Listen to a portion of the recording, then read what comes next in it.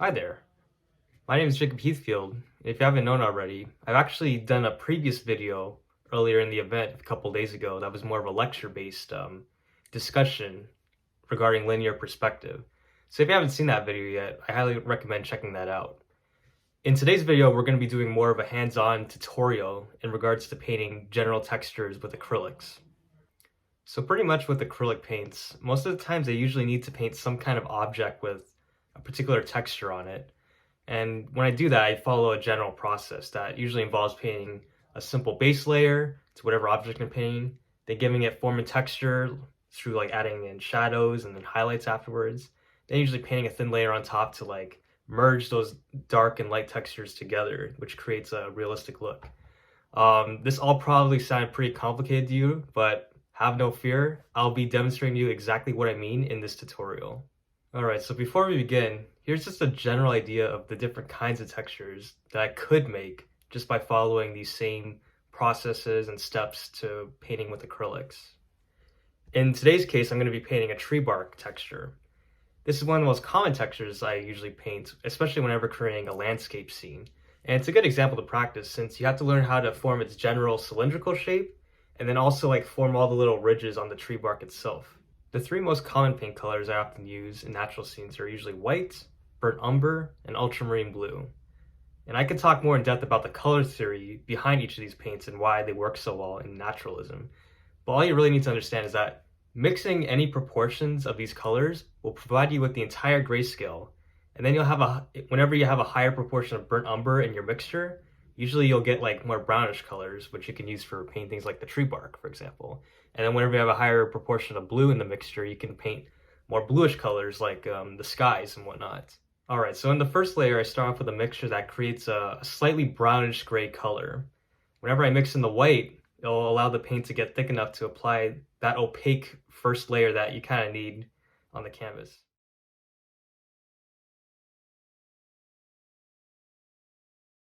After that first layer dries off, I then begin to mix a darker brown by only using a combination of the blue and burnt umber paints.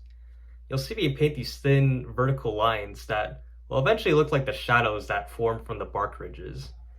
I quickly add a bit of sienna into bits of the trunk in order to provide it like with some more variety and like colors, which makes the trunk look a little bit more natural. It's a subtle effect and you don't really need to do that, but it helps.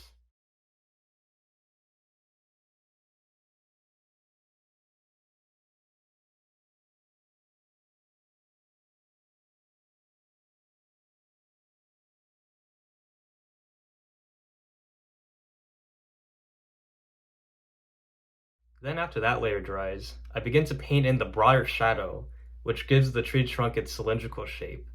Then I also add a highlight side to the trunk in order to reduce like the depth that those like dark trunk ridge shadows create already. It sort of makes it more subtle.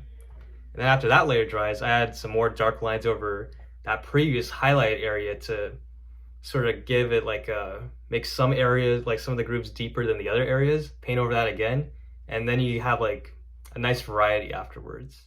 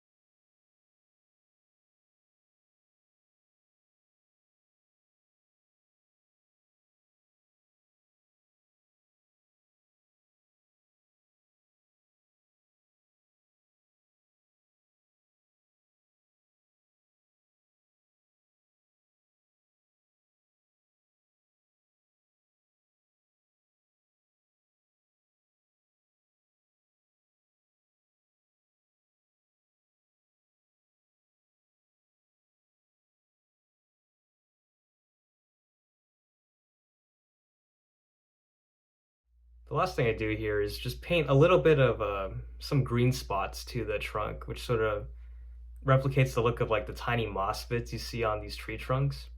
I should have actually made the green a little more exaggerated and pronounced, but that's besides the point. And yeah, this is the general process to creating any like non-human 3D object using acrylics.